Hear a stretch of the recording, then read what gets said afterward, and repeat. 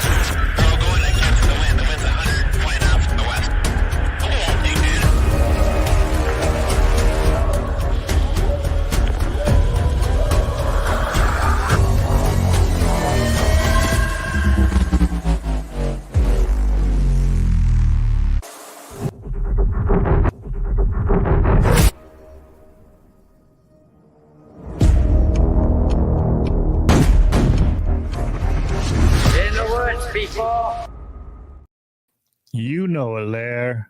Hello, hello, my friends in Sasquatch Land, and welcome to Tuesday night at Discover Sasquatch Studio. How is everybody doing on this fine day that we had today? I'm looking very forward to this interview tonight. They've been friends of mine for, I don't know, going on 4 years now. They're awesome people. You guys know them as BF Bud and Angie. You can call Rob, Bud, Angie. Angie's always been Angie, but Bud's got a few aliases. But I'm very excited to have them on the show tonight. And I'm very happy to be able to call them friends. I'd like to say hello to everybody in the chat tonight. Hello, Boots on the Ground. Hello, Miss Francesca. Hello, Marilyn Squatch Watcher. Hello, Miss Diane Fowler. Hello, Sharon. Hello, Mr. Patrick Nobel. How is everybody doing tonight? And there she is. We were just talking about you, Pat. Blue-Eyed Northern is in the house. I heard you were on the road today. Oh, and Chris from the Trail to Bigfoot is also in the house. So with their the Squatching Cowboys in the house, they're all pouring in, and I don't blame them because this is going to be a great show. These are two of the kindest, nicest people you've ever met in the Bigfoot world, and it's a pleasure to be able to have them on the show for their very first interview. Oh, and Misty's in the house. Misty, hello, Misty. I can't forget everybody. So thank you all for joining us tonight. This is going to be a great show. Once again, what did I want to talk to you? Oh, we just got in, before we get started, I just got one thing. We went in, I'm making a new video. The team went out, you all know, with Shayna being pregnant, and we went to Rock Throw Alley. We had a lot of great stuff and captures that happened that day. We had some crazy recordings. We had stones thrown at us. I was actually hitting a leg with a stone. That video is being worked out, but I had to have a shot in my eye again. And so I'm a little bit behind because I can't look at the screen too well, but it's healing well. And just keep an eye out for that video because it's going to be one that you want to see. It's very crazy stuff that went down. Once again, EVPs, words, language, vocals, stones, the whole 9 yards. So please keep an eye out for that. And so without further ado, let's get this show on the road and let's bring out BF Bud and Angie.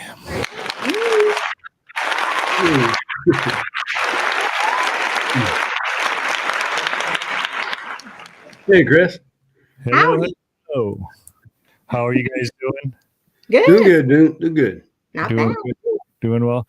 Well, everybody, Angie had a little touch of the flu in the last few days, and she's feeling better. And I'm glad to see that she's feeling better. And yeah, it was actually strep throat, and I couldn't talk much. But don't worry, that's all gone now. I got no problem talking. Yeah. All right. So before we go any further, why don't you guys just tell everybody a little bit about yourselves and how you got into the Bigfoot scene?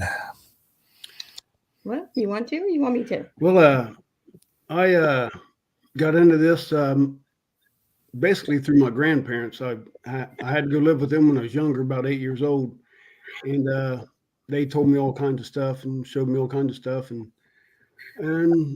so I really didn't go out on my own looking, but I did keep an eye out everywhere I traveled, through work or military or something, and but I told her before we got married, I said, "Hey, listen here, woman." I said, "I can. I'm going to tell you up front." I said, "When I retire, I said I'm going looking for these things, and that now you can go with or without me. It's up to you." But I let her up front. That, and of course, deer season. I said, "Deer season, you probably won't see me much, but she deer hunts with me too. So we Bigfoot, deer hunt, and camp together. Don't get much better than that, right there. I tell you, buddy." Right. So Angie, how did you feel when he first told you that he wanted to pursue Bigfoot? Oh, well, I thought he was nuts. Oh yeah, I did, but I was like, well, he can't have everything going for him. So, but no, I thought he was a little off his rocker. But he was like, well, just go to some of these conventions with me and go meet some people. And I did, and I started talking to everyone and meeting people, and I thought, wow, these are actually some legit, real people. These aren't just the people you see on TV they interview when like the tornado hits the trailer park, And I was like, man, I heard their stories and they were so believable. And you could tell these people seriously had some experience that messed with them, bothered them.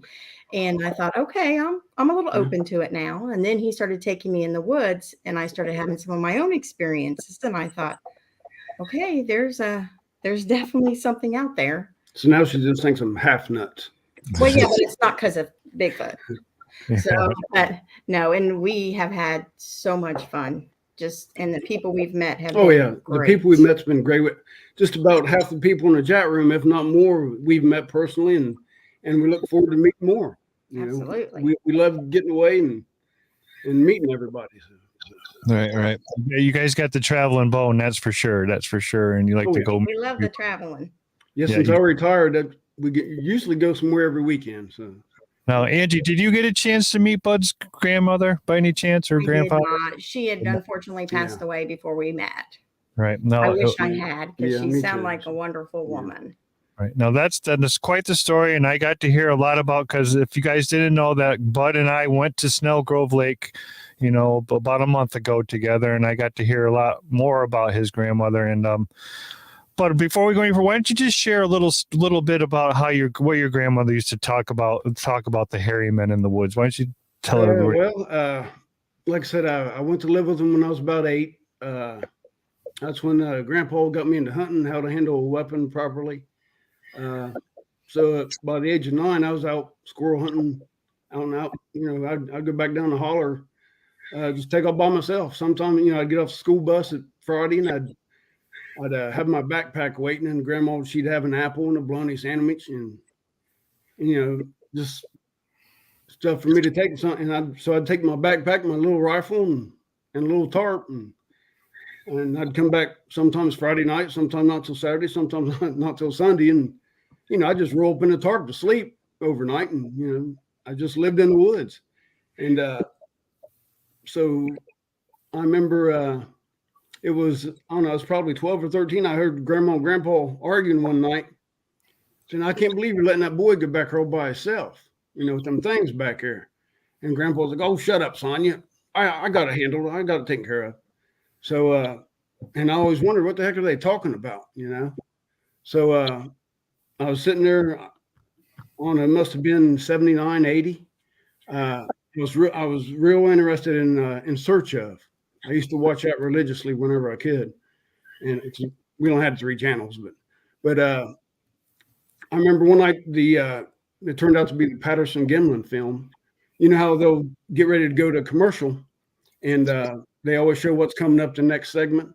Well, they played the preview of the Patty walking through the creek, so I heard at my grandma. I said, "Grandma, come here." And so she came, and I said, "Hey, is this what you're telling me is back there in the holler?" And she's like, she had dishes in her hand drying them. "Yeah, that's him." And then just walked back like no big deal. I was like, "Nah, they're putting me on. You guys are, trying to scare me or just playing with me or whatever. But I mean, they always was serious to me. If they told me something, it's usually the law. What about the TV? Yeah. So anyway, when I started going back here hunting by myself, Grandpa had like 160 acres woods, 80 acres tillable. And then there was 4 other farmers that, back then you knew everybody. So, and they all, I'd say, hey, Mr. Edward, you care if, is it okay if I go hunting on your place? He said, shut up, boy. Just go back there all you want. Do whatever you want. Just don't leave no trash. So, I had a reign of probably 1,000 acres when, 12 years old. Here I am, just a great backyard. And so Grandpa and then Mr. Mead, he lived on the other side. Grandpa told me, he said, boy, wherever you go back in them hollers, he said, you do not go on my far right side of the property, that 4 or 5 acres over there. He goes, that meets Mr. Mead's property. Just don't go in them 4 or 5 acres behind the pond. He goes, if you go down past the pond, don't go anything to the right of the pond. I said, okay, no big deal. So all them years, I was probably 14, 15. I arrowed I thought it was a nice buck at the time, but now I'd let it walk easy. But anyway, at the time I arrowed a nice buck and I hit him a little bit far back. So I think I got a liver shot, but I was tracking him and it took me over. I had to go past the pond, back past the old hog lot. And so I was sitting there tracking this buck and I come up and I see, because every time I'd come up out of the holler hunting, Grandma would say, boy, did you see any teepees back here? I'm like, Grandma, there ain't no Indians back here. They killed us all. Either that or ran us out west. And, that's the only teepees that I ever knew. Me and Grandpa would watch Westerns. But anyway, I seen this look like a teepee structure. I'm like, what in the world? So I came up out of the holler that day and I told Grandma, I said, Grandma, seen one of your teepees. Boy, that was a mistake. I'll tell you what. She's like, oh my God, you ain't never going back in them woods again. You never go. I said, I don't think so. I'm going hunting, And of course, I wouldn't have said that if Grandpa had been there. I'd got a switching. But yeah, I mean, and there's one thing I remember before Grandpa retired, because he had a job and also he had hogs and chickens. Before he got rid of his hogs, I don't know, 3 or 4 times he'd go back there to get a hogs. We'd take it to slaughter, and he'd always turn one loose down to the holler there behind the pond where he told me not to go. And I never knew nothing. I never even thought about anything until I started watching YouTube and seeing everybody's stories, how some people would sacrifice some of their herd or, call it or something, just take one out just for the big guy. And after I've started watching all these years here, I'm like, man, maybe that's what Grandpa was doing. I mean, maybe he'd send one down over the hill there and they wouldn't mess with our hogs or chickens. It's kind of weird.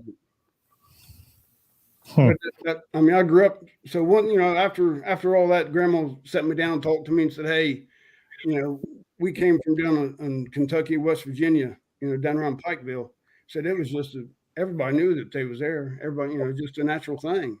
And she goes, we moved up here. I didn't think it was, no problem, but yeah, they're up here too. And I'm like, are you serious? I said, I've lived back in the woods. I ain't never seen. I said, I've heard, sounds like tree knocks, whoops, howls, but I'm like, if I'd heard a tree knock, I'd be like, well, what's Mr. Airwood doing out this early cutting wood or something?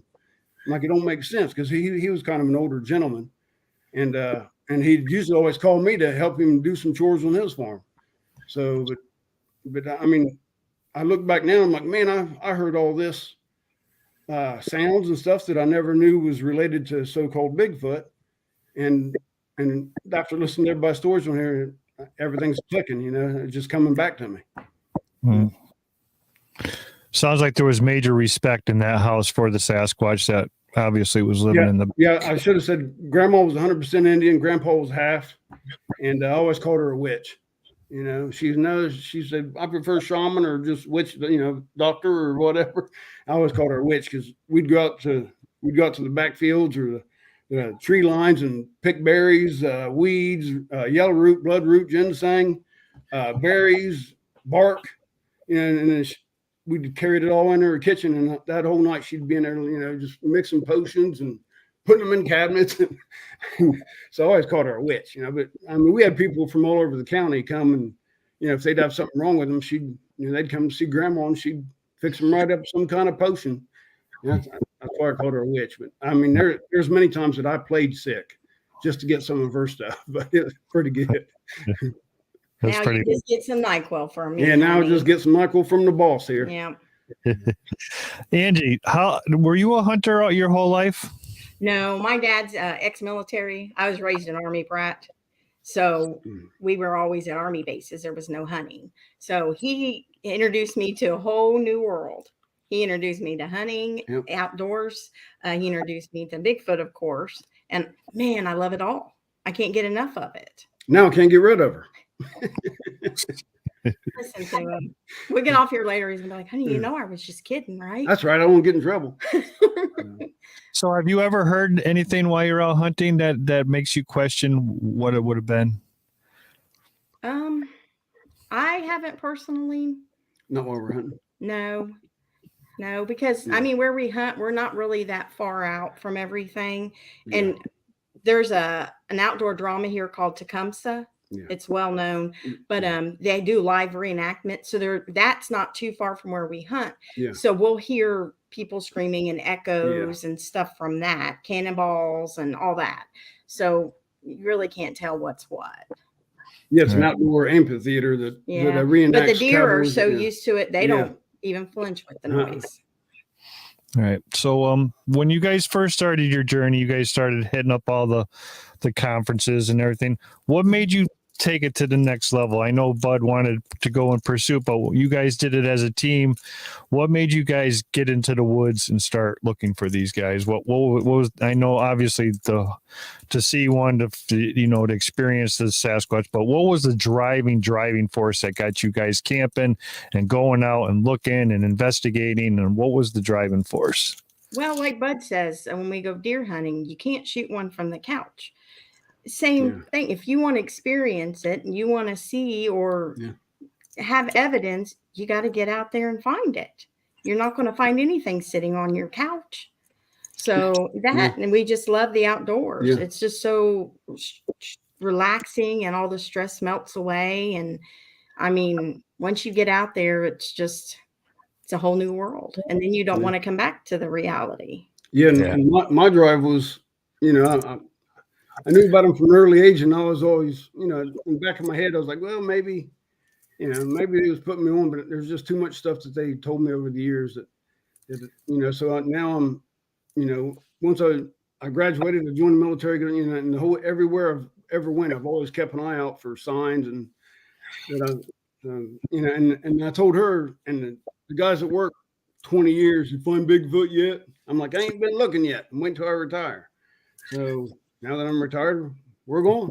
Yeah, he told me when I retire, I'm hitting the road and you can go with me or you can stay home. And I said, you're not getting rid of me that easy.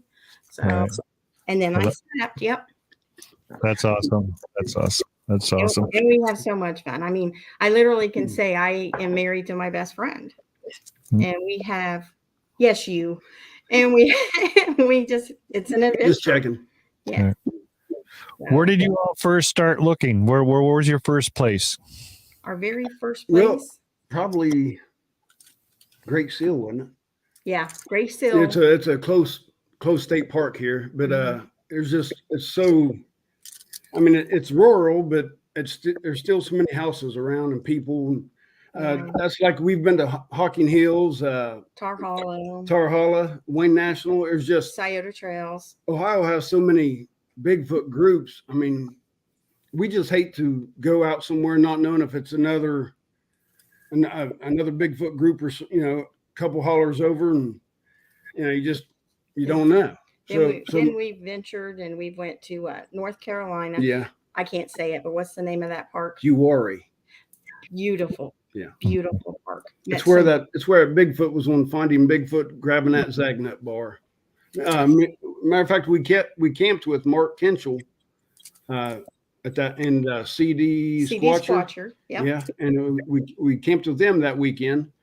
And Mark Kinchell actually camped in the same campsite that Bigfoot grabbing that Zagnut bar was filmed. Thanks for your service. Well, thank you, Cowboy. Appreciate it. We've met Cowboy. He's Cowboy's awesome, a hoot. dude. He's fun. He's He's funny. fun. Yes. Yeah. Yeah, he's a good guy. I've had him on before too, and on the show, he was great. Good guy too, all around. Everybody that's in this chat room right here is they're all good friends. Oh, yeah, like I said, we've met most. Well, I don't know how many's in here, but there's a lot in here that we've met and just love. And hopefully, if we haven't, we will get the opportunity to. Yeah, that's why we like going places. Mm-hmm. Yeah. Right.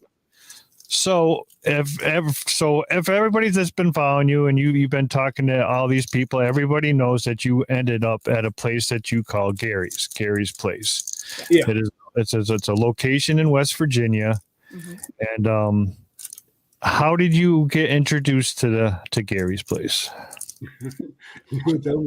Well, it was actually a funny story. One of the times we was traveling through West Virginia, we had stopped at this restaurant and we were getting some food, and we heard somebody over in another table talking, and we thought we heard something about Bigfoot. Well, we started talking about Bigfoot, and then we don't really know any strangers. Gary leaned over and said, "Hey, I'm Gary." And, so we introduced ourselves. Yeah, so we all got at the same table, and Gary's like, "I got Bigfoot on my place. You guys want to come out and check it out?" I'm like, we just started talking, and we became close friends, family friends. Yeah.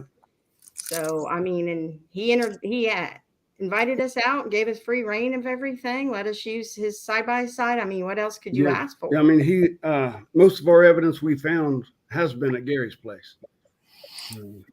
Right. Yeah, I can remember when you I remember you call me and tell me, Chris, I got hit in the chest by this giant ball of something that just exploded in front of me, and then Angie got growled at, and tell everybody what happened to your first when you guys first started going out. What was your first experience? Well, those were two different experiences. Our first trip, we went up to we call it Bigfoot Mountain now, but then we called it Connie's Point, was it? Connie's Knob.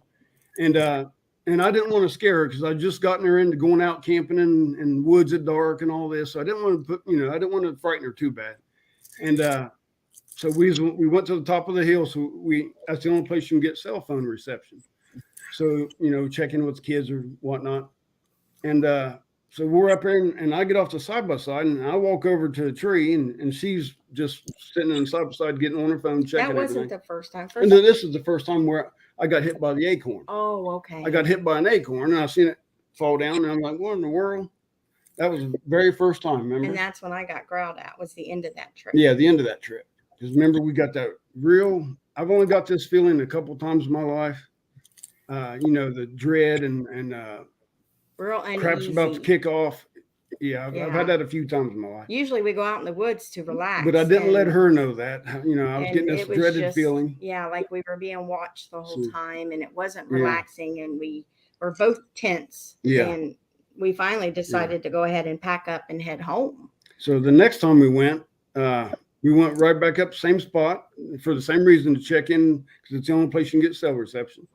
And I'm standing there and I go to grab my phone on my pocket and I'm pulling it up to my face and all of a sudden I see something come in straight ahead of me, right under my face, but over my phone, and just drills me right here in the chest. And it's an old dirt clod. It looked like it just exploded in, mud pieces and all. And I look over at her and she still got her face in her phone. So I'm like, well, it ain't her. Yeah, I have no clue what's going on until he takes off running. Well, before I took off running, I seen her. She was in her phone. So I look ahead and I see there's a parting in the tops of the trees where if anything had to throw something, it had to come through this or else it hit all the other limbs. So I just, bam, I'm taking off at you. I'm coming after you. If you threw and hit me, I already had my thermal on me. So I'm running down this mountain. I got my thermal and I'm scanning. And leaving me. No clue what's going on. So we're up there checking the phones and he takes off. I hear her start screaming. So I stop and turn around and look up. She's like, what are you doing? What are you doing? Like, where are you going? So I was like, come on down. I said, get that video camera turned on and start filming towards me. And I'm sitting there scanning. Now, some of these trees are probably 200 years old and probably three of us couldn't get our arms around some of these trees. So I'm scanning the trees and the bush and ravines, and I was lucky I didn't break an ankle or a leg or something running down that mountain. But I mean, I seen one spot that something had to come through the trees to hit me. I mean, that's why I always ask everybody in the chat when we have people on. I'm like, have you ever been hit? I mean, I've heard a lot of people say, "Oh yeah, we've been thrown that when they get hit if they want to," and I believe that. I believe they hit me because I had my tactical gear on. Yeah, he looked like he was G.I. Joe. I looked like some Fed agent or something, federal agent. But both times I got hit, I had full tactical gear and pants and all all that stuff, and I was. Oh, I'm sorry. And then every other time we've been there, we've just caught sounds and noises, but never been hit again when I don't wear all that tactical stuff. But I was wanting to ask everybody. That's why I ask everybody, have you actually been hit? Right. Yeah. I actually got hit last Sunday for the first time ever. Really? Right in the leg. Oh, wow. By a stone. Was you wearing anything that could be intimidating to them? No, we just the same thing. I think it was an accident because it only hit like the bottom of my shoe. It was like right at the top of my boot. Okay. So I think it just got misjudged or it got deflected or something. But I got hit. Yeah, maybe it bounced and then hit you or something. Yeah. Mike was walking right in back of me, and I turned around, and his eyes are as big as pie plates. And I'm like, "Did you see that?" He's like, "Oh my God, I seen that."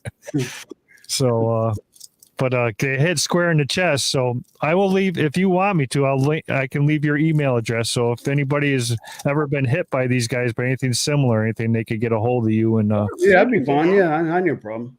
Okay, so Angie, why don't you tell everybody about the grunt now? The growl. The growl. It was a growl. Yeah. It was our first time there where we both just had that very uneasy, just, I don't know. We could tell we were both on edge. Yeah. So we said, he's like, well, you want to go ahead and pack up and get out of here tonight? Yeah, because I could tell she wasn't feeling And right, I said, yeah, let's just go ahead and go. So we had just finished packing the truck up. It was all packed up, ready to go. Yeah. And Bud had his AR he had brought with him because we went full tactical that trip, not knowing what to expect. And he's like a kid. He wants to shoot his gun before we leave. He just So he says, well, I'm going to go ahead and just shoot this round out of the chamber and then we can go. It was jammed. So I just took it off safety and pointed it in the bank. Well, so I walk around to the other side. Yeah. The truck is actually facing the woods. It's a deep, was that a ravine that runs up? Yeah. And it's already packed, ready to go. And he's on the driver's side. And he's pointing it in the woods, and we are way out there, so he doesn't have to worry about shooting anyone or anything like that. He's just shooting it into the bank. Yeah. So I go around the other side of the truck to get ready to get in the truck, and he shoots his gun. As soon as he shoots the gun, this growl comes out of the woods right in front of me, and it's just this deep growl that just vibrates the inside of your chest. Yeah. Never heard anything like it. And it just, all my hair stood up. And I just got so scared and I barely could pipe out. Did you hear that? Of course, I probably said some different words, but, and he's half deaf anyways. I love you, baby, but you are. And his ears are ringing where he just shot his gun. Yeah. And, he's like, what? And I hollered again. Did you hear that? And, he opened the door and I said, something just growled from over there. And he could tell how scared I was. I couldn't quit shaking. And he said, get in the truck. So we got in the truck and we took off out of there. And I finally calmed down by the time we got out to the highway and tried to explain to him about it. So we got home and then that's when he started pulling up all kinds of different growls for me to hear. Yeah. Like the mountain lion, just in case, because Gary said there had been one there at one point. Bears, any kind of animals it could have been. Yeah. Nothing even came close to this growl. There, I did hear one growl at one point that was the most similar I could pinpoint, and it's a tiger. And I don't know if you've ever heard a male tiger when he does that growl that almost ricochets the inside of your chest. That's the closest I can put it at, but it wasn't it, if that makes sense. But I don't know. It scared me. Yeah, it really freaked her out. So. And at first I was done. I didn't want to go back out. And then I thought, well, and then like I started trying to make excuses. It could be this. It could be a bear. Yeah. And he said, honey, first of all, what animal do you know once you shoot a gun is going to stay there and growl at you? They might growl at you while they're running away, but whatever let out this growl was as soon as that gun had went off, and it wasn't moving. It was just a continuous. I don't remember for sure how long it was. It seemed like a long stretch, but it was probably only 4 or 5 seconds. But it was enough to really, you felt it in your chest. She did. Yeah, and it took a lot for me to want to go back. But then I thought, well, if they wanted to do something to us, oh yeah, they could have took us right in that truck. He would have charged out of that wood. Yeah, they had plenty of ample opportunity. So I think it was more of a warning that don't do that. Don't shoot that gun. And then that was the first trip where Bud had got hit by acorns, which I had no clue. He didn't even tell me. Yeah, like I said, I didn't want to scare her to death. The second trip when he got nailed by that mud clot or whatever it was, we kind of started thinking, well, maybe we shouldn't come out so aggressive. So we became more of. We just dressed. I mean, we didn't do no aggressive tactics. No, but we just kind of do more of the camping thing now. And we've even ventured out. We've been taking some friends with us. Oh yeah. Finding the trackway. He's went with us twice now. Yeah, him and his wife, and then Jen, who's in it. I don't know if she's in the chat. I ain't seen her tonight, but she's in a lot of the chat rooms. Yeah, they got to go on us. And I'll tell you what, finding the trackway, boy, he's got gadgets upon gadgets, and I call him Inspector Gadget. Yeah, he's got a lot of technology. Remember Adam up here at Snell Grove, Chris? Yes, sir. I put him to shame last time he went with us to West Virginia. Yeah. Wow. Yeah. But he's good. But I've seen some of the evidence that you've got, and that thing that's moving behind that tree I can't make out what that is, but there's something that peeks around that tree, man. Yeah, I haven't showed it to too many because I don't know. It's got to be pretty clear for me. People say I'm too hard on evidence a lot, but that's just the way I am. Right. I was just going to say that. To me, it does seem like it shows something. You guys are never Sasquatch first. You always look at everything. And that's what I love about it. It has to be that way. Everything's not Sasquatch. Yeah, exactly. It's not. And your approach is, I love the approach because, you guys try and think of everything else possible. And the last thing you came up with the growl was a tiger. There's no tigers in West Virginia. There's not going to be a tiger in West Virginia, and it's sure not going to just stand there and just growl after the gun is shot. Right. So, together. I mean, you guys are. It's the way it should be done. 1-on-1, you're like, well, if it's any other animal, I'm shooting a gun, they're going to run. They're not going to sit there and growl at us. So. Yeah. I love your approach, your technique. And guess what? What happened? You guys started one way, and then all of a sudden, here comes Bud's grandma with the respect factor, and now you guys are just there camping and respecting their space, and things are starting to progress for you. Yeah, we haven't had that easy feeling anymore, like something's wrong. We haven't felt like we've been in danger anymore out there. It's so I don't know, but maybe we learned our lesson. Or I mean, we didn't really do nothing. We didn't aggressive. do anything wrong. I mean, we was acting like we was camping. It's just I had on my old used military gear, and I mean, she even said, "Man, you look like a federal agent." You did. But I mean, we always act like we're camping, and because we want to go out in the daytime. We'll ride a 4-wheeler or go fishing up top of the mountain, or just walk through the woods in daytime. We want to be seen, and then nighttime comes. We're down at camp, around the fire with our recorders, cameras out and stuff, and roasting marshmallows. Roasting marshmallows, and try to bring them into us. And where I got usually at least a couple camera traps set up, but you ain't gonna catch them if you ain't trying. So. Yeah. This last trip, it was so weird because every recorder we put out, and we put them out every night. We put them out in a different area. Different spot. Every single recorder is you can't listen to it. There's so much. Some kind of electronic interference. I mean, that we've never caught before. For 4 days worth, the whole recorders. They were ruined. We couldn't use any of the evidence from them. All right, but we do have some good recordings here tonight to share with everybody, and I'm anxious. We'll get to them pretty soon. I want to start with the pictures you guys brought along.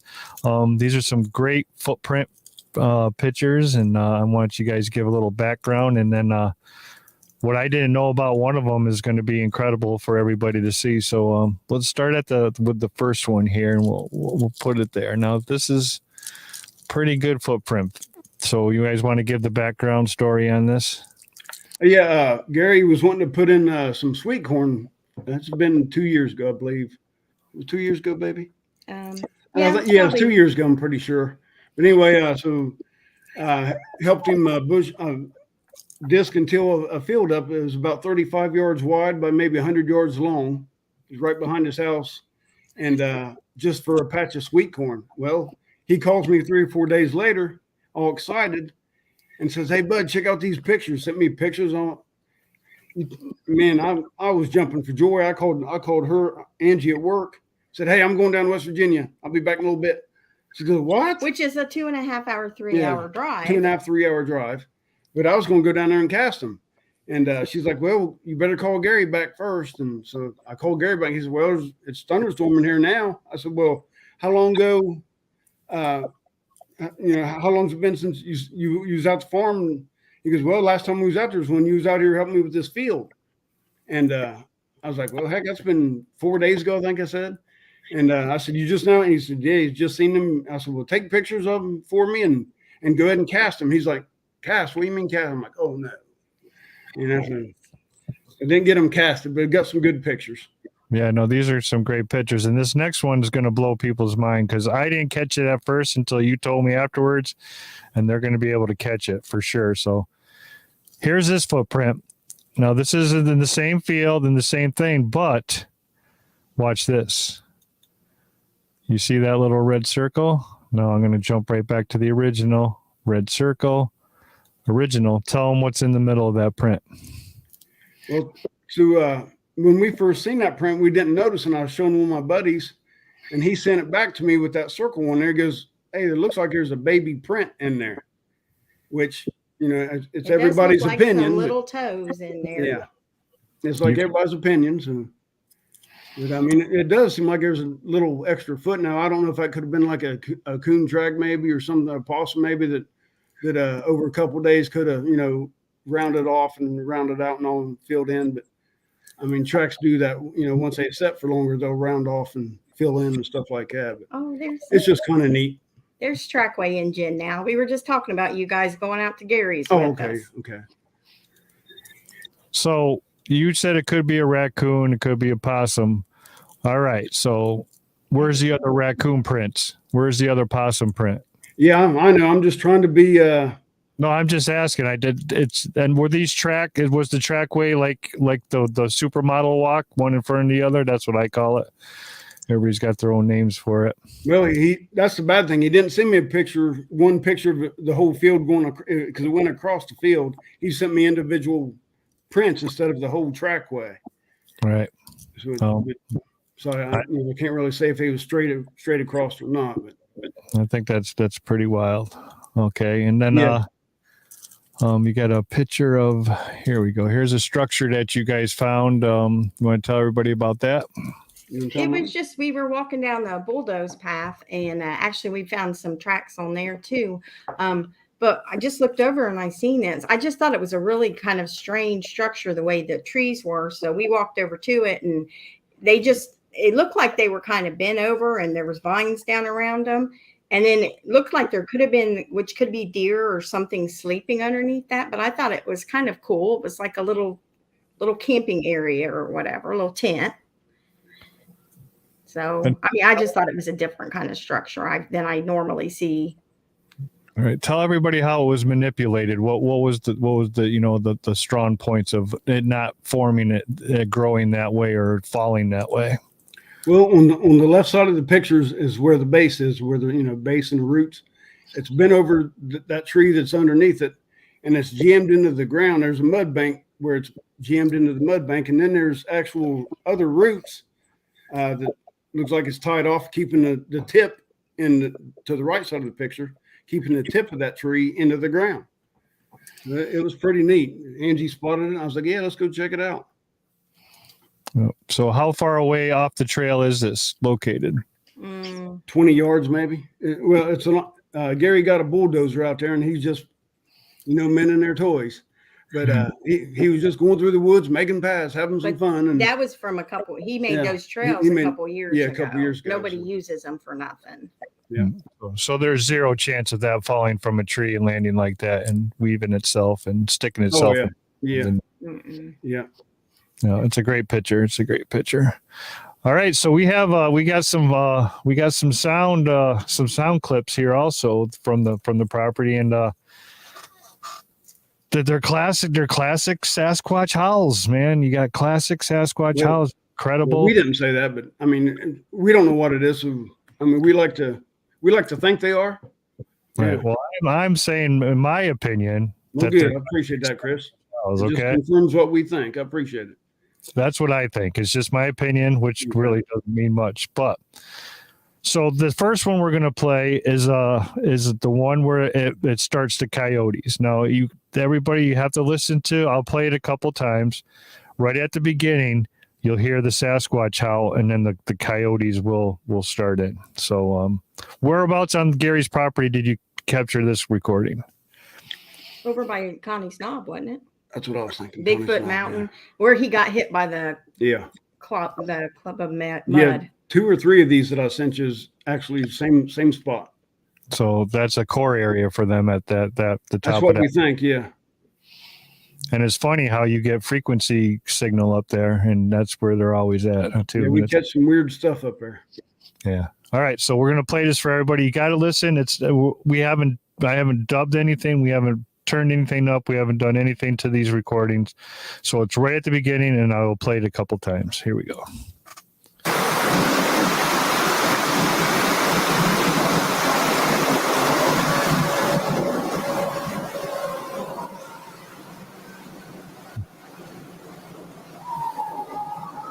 It was the coyotes. Yeah.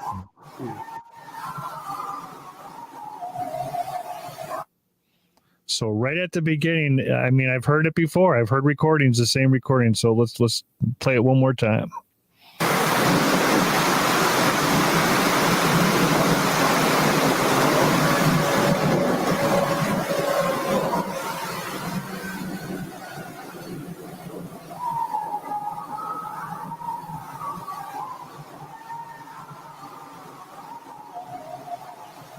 Yeah, that right at the beginning is incredible. Yeah. All right, so the next one we're going to play is called The Morning Howl, and this is another classic Sasquatch. I mean, if you guys have heard the Sasquatch recordings before, you heard that I've heard that before in other places. So I think there's 2 howls on this one, ain't there, Chris? Is there 2? Baby? No, I can't remember. Is it the morning howl, Chris? Yeah. We're playing next. I think there's 2 howls on that one. Okay, here we go. Here's the first. Here we'll play it a couple times.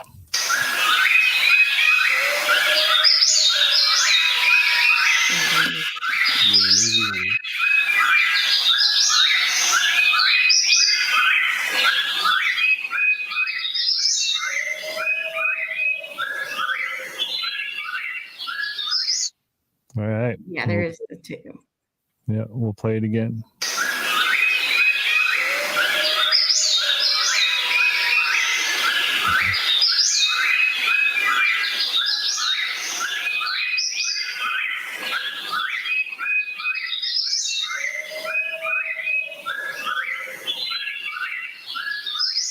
That's a great recording. You're gonna have to clean that up, get rid of that bird. Yeah, we ain't that technical. We're just some old hillbillies from the holler.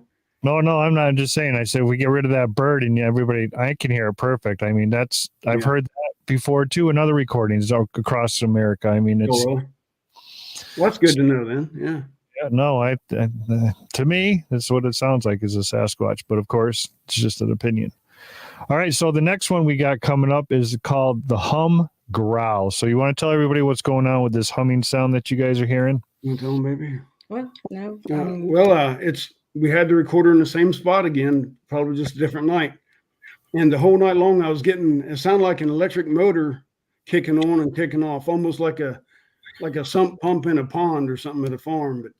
But I kept getting this hum or buzz, whatever it sounds like to everybody. And then I can't remember if it kicks off, and then we heard like a big huff or a small, a light growl. But I don't know.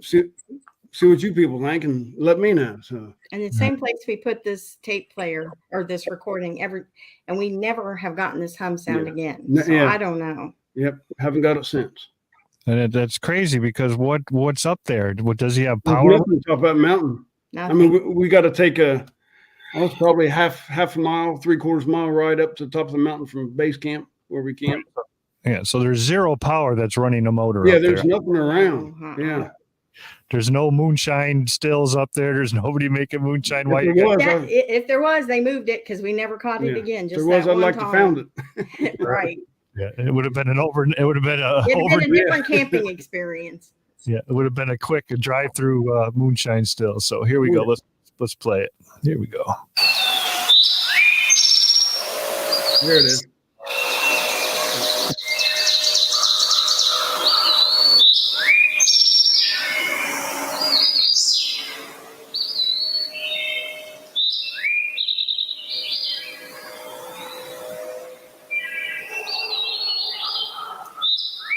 Yeah, I don't know what the heck that is. I don't know what the hum or I don't know if you call it a growl, a grunt. No clue. I don't know. So, I don't even want to know what made that noise, to tell you the truth. I wouldn't want to meet it. Well, that's what we're out there for, ain't it? Right. But that just doesn't make sense to me that it sounds like an electric motor, of like a fish pump motor, like and there's nothing. I was getting that the whole night long, I don't know, 20 or 30 times that night. I bet I got that sound. That makes no sense. Never again. But never again. That's crazy. I'm going to play it again. It sounds like there's something right at the beginning too, like a little howl. Yeah, I thought I heard that. Yeah, I can hear it better since you're playing it. So. There was like a howl. It went, woo.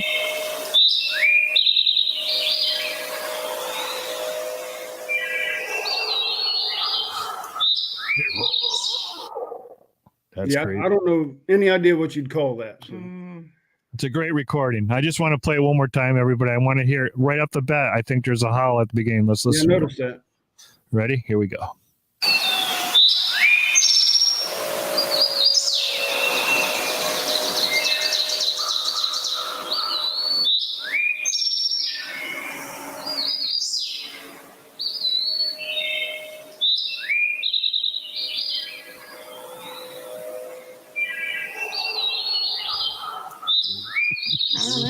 Yeah, I can hear it a lot better since you're playing it, Chris. Yeah, it sounds to me it's like, whoa. I don't know. All right, and now we have one last one. We got the motor hum too. So what we got going on here? Just the same. I think it's just a motor. I think it's just that hum sound again. If I remember right. Yeah. So again, we're going to leave Bud's email address in the comment section. And if you guys have ever come across a recording while you're out in the forest, or if you've heard this out in the forest, or you can help explain what's going on here, I'm sure everybody would love. I'm sure they would love to hear what your explanation, what you think is going on. So let's play it.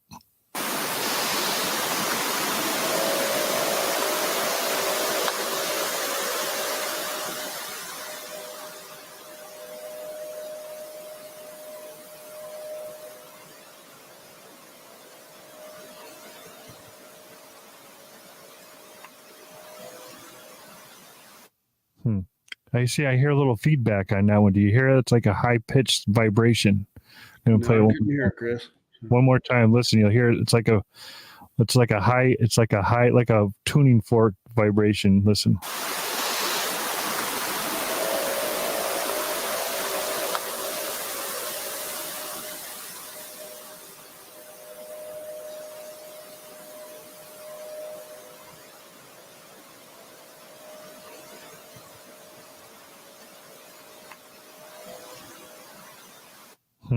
Very interesting.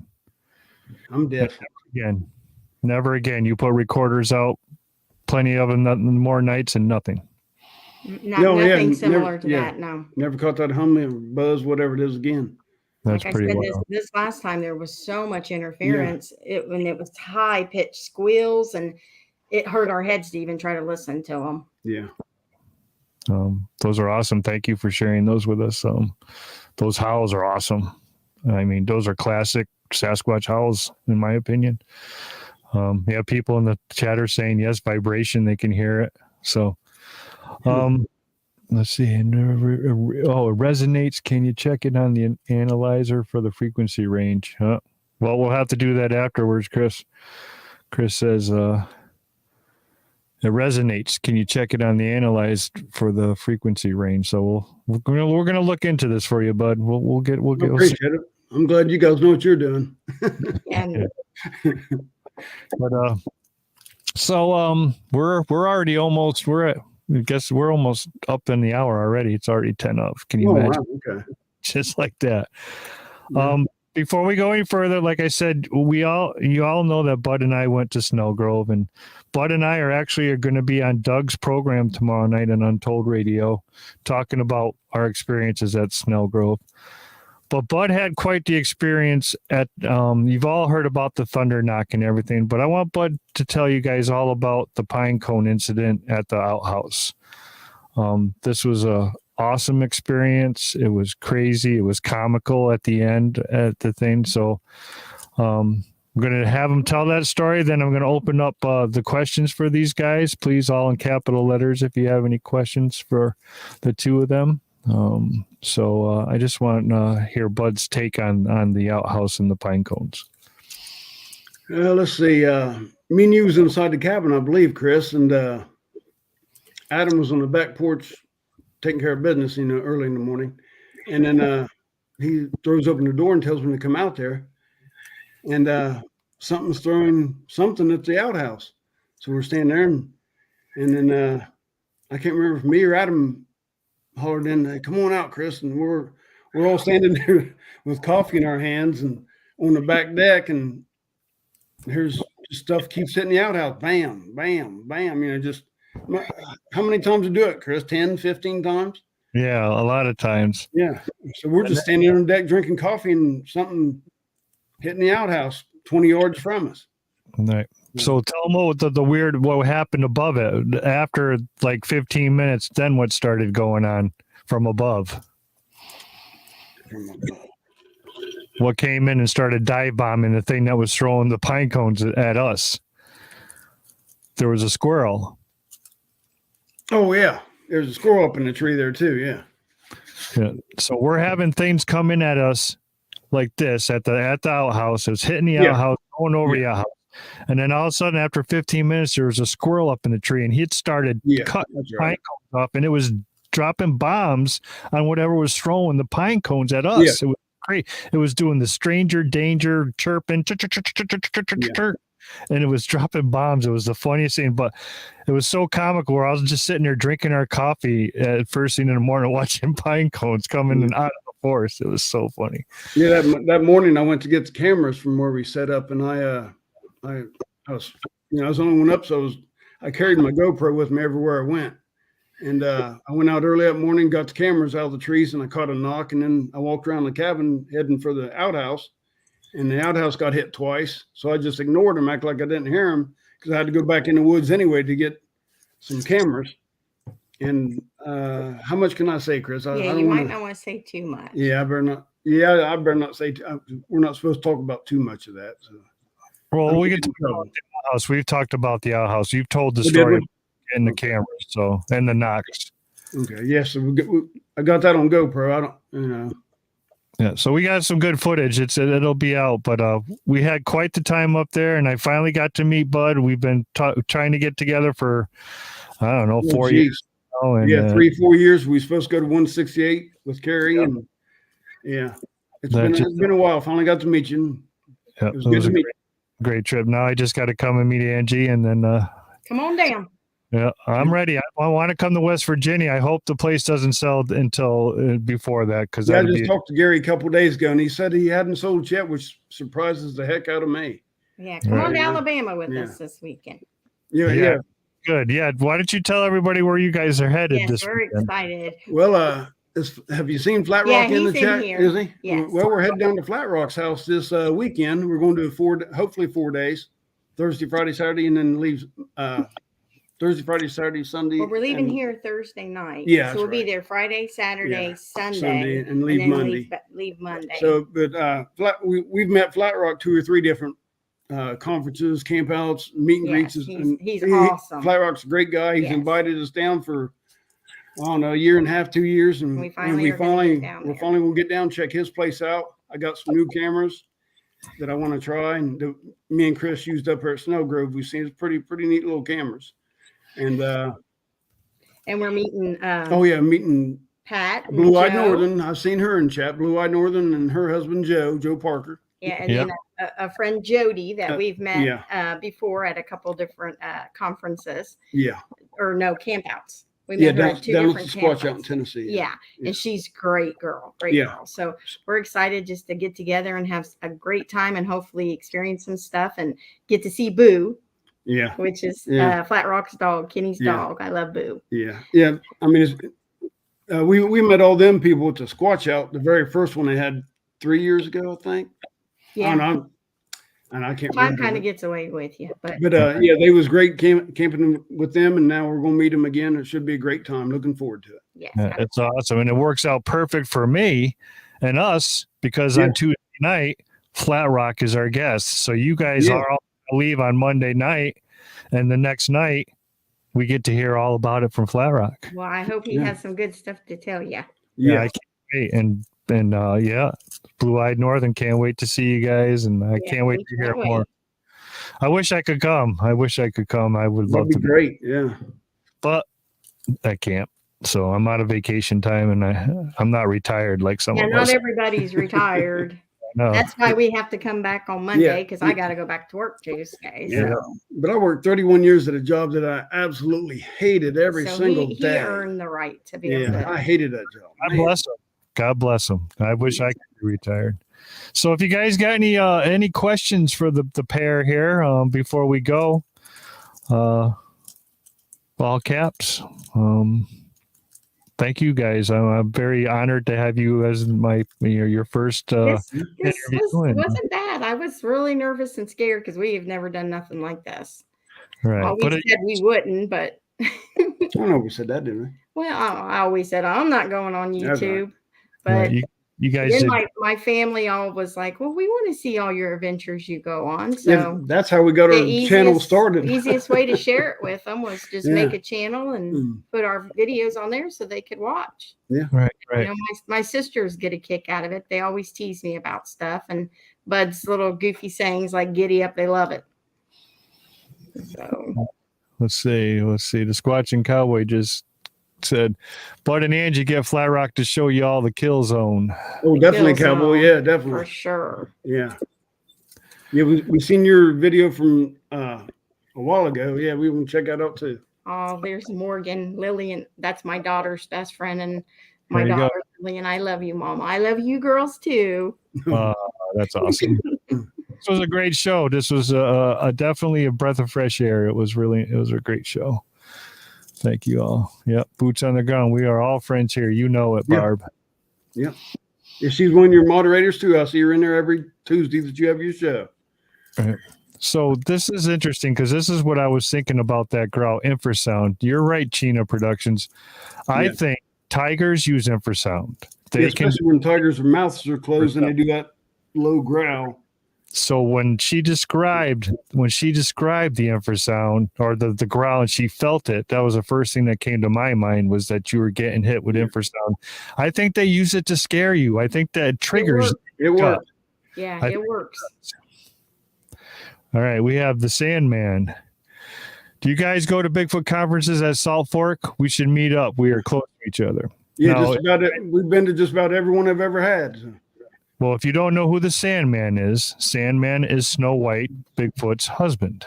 Okay. The one you have on your show all the time? Yep. That'd be great, Chris. I'd love to meet you, Sandman. That's Angie's husband. Yeah. So we go with Finding the Trackway and his wife Deb and Jen. Yeah. We all meet up there. So we can all get together and have a great time, get some lunch. Yeah. Awesome. All right. We got a question from Blue Eye North. Do you think women experience more interactions and why? Well, I'd have to say yes, and because they're prettier. Well, I mean, I'm pretty. a lot of people seem to think they Yeah, do. yeah. On a serious note, yeah, I believe Bigfoot don't feel as threatened. It's just. Well, and I don't know if it had anything to do with it, but our very first time there, when he got hit by acorns and I got the growl, which we know what caused that.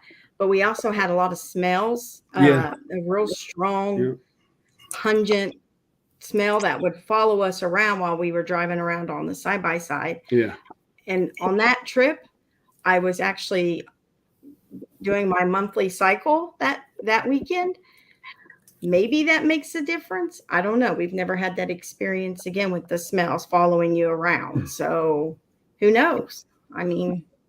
Right. So this is interesting because I got a comment on it and I don't want to interrupt you guys, but he says it's the blonde hair, LOL, but it's not LOL, Squatch and Cowboy, because the two girls on my team both have blonde hair and they both have crazy experiences when we go out. He's talking about a little inside joke. Yeah, it's an inside joke from the Squatch out when we met Cowboy. It's good one, Cowboy. I like it. But yeah, I mean, you never know. Maybe they do have a preference for the blondes. Blondes do have more fun, right? So they are attracted to the girls. They, especially Mary. She's the youngest, and they follow her all the way when we get in the woods, all the way to we get. Yeah, it's crazy. Oh, wow. Yeah, I prefer brunettes, but this is all I could get. Oh, jeepers, creepers.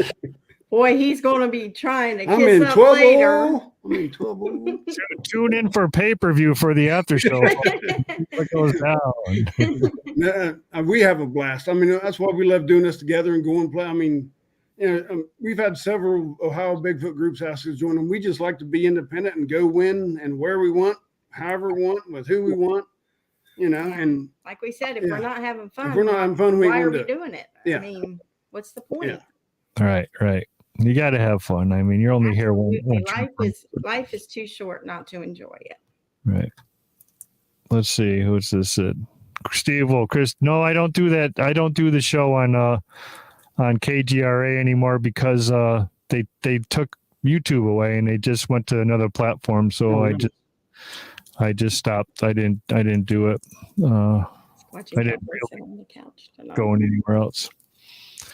So let's see. We got. He's usually up all night, anyways. Cowboy. Yeah, he doesn't sleep in bed with me. He sleeps while I'm at work. What'd you say? Squatching Cowboy said on the couch tonight. No. Okay, so China Productions has asked, what was your experience while it was happening? How were you feeling? She's talking about the growl, or he or she is talking about that growl. Oh, he's talking about the growl. Yeah. What was why it was? I was scared to death. All my hair was standing up. I was terrified. Yeah, I didn't hear it because my ears were still ringing because I didn't even bother putting on my earmuffs, and I just heard her get in the truck. Yeah. After I screamed a few profanities about if you heard that. Yeah. All right. Yeah. Yeah. Look at it. Here's another one. Incoming black eye, bud. He knows I like him being ornery. Yeah, she beats me. Oh, yep, it's going to be in the doghouse. So, hey, Miss Beller, how you doing? She says, "See y'all in a few days." Yes, we can't wait. Can't wait, We're Pat. So can't excited. wait. We'll start packing tomorrow. Yeah, we're start packing and loading up the truck tomorrow. So, I just want to say thank you so much. It was a great interview. Everything went, and I will link. Oh, and tell everybody before we go. Tell everybody about your channel. Oh. It was a channel we just put together, like I said, from all our different adventures. It's not all Bigfoot and stuff. Some of it's just where he gets me to jump out of trees and swim with dolphins and all the fun stuff. But it's just called Fun Adventures with Bud and Angie because that's what it is. Yeah, a lot of times. fun adventures. I'm sorry. A lot of times we go to the conferences and we get there a day too early, and so we find stuff to do like zip lining or jet skiing, and we'll just film that and put it on channel too. Just anything that's fun for us. Yeah, you guys. Our family will enjoy watching too. Yeah. So swimming with dolphins, all that stuff, right? Oh yeah, it was fun. Well, she did. I just filmed. That's why I joined the Army. There's sharks in the water. That's why I didn't join Navy. Well, I want to wish you guys all good luck this weekend and be safe. Thank you. I'm sure I'll get some messages over the weekend and from you or Flat Rock or Pat or whoever's down there. Probably from all of us, Chris. Hope so. You got to keep me in the loop. I live for this stuff. Yeah, And, we do too. We love it. Yes. But let me tell you, this was a great interview. I want to say thank you so much for being here. Well, thank you for being gentle with us and making this a good experience. It went quick. I told you, blink of an eye, it's over. We went very quick. But Yeah, it did go quick. Yeah. Yeah, pop that cherry. It didn't even hurt. All right. Full of info. You've shared stuff. It was really great. So thank you both. Thank you for having us, and thanks everybody for watching this goofball over here.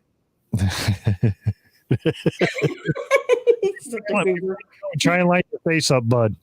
Oh, you're talking about me? Yeah, try and light your face up with the thing underneath. Oh, okay, yeah, let me try that again. That was pretty cool. Right. Okay, wait. That way. Got to go over. No, the other way. There you go. There you go. Now we got it. We're matched up with our pictures down there. There you go. Funny. Yeah, I needed this tonight. That was great. Thank you both. We're good.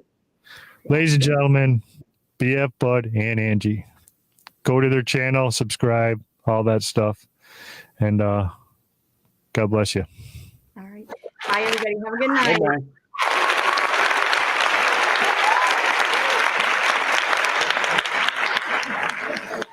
All right. What a great show. I had a good time. Again, please, everybody, keep an eye open for the new video coming out, because there's some crazy stuff on there. I don't know what's going on up at Rock Throw Alley, but we ran an experiment. Shayna made it all the way to the top of the mountain. Pregnant, 8 months pregnant. She's ready to pop. And she was a trooper, never complained once. And we had some crazy stuff go on. So keep an eye open for the video. Next Tuesday night, Mr. Flat Rock himself will be on the show, and we'll be able to hear what all the talk about tonight happened with Bud and Pat and Joe and Angie and everybody that's headed down to Flat Rock's place. So you know what comes next. You know what Larry says. Get in the woods, people.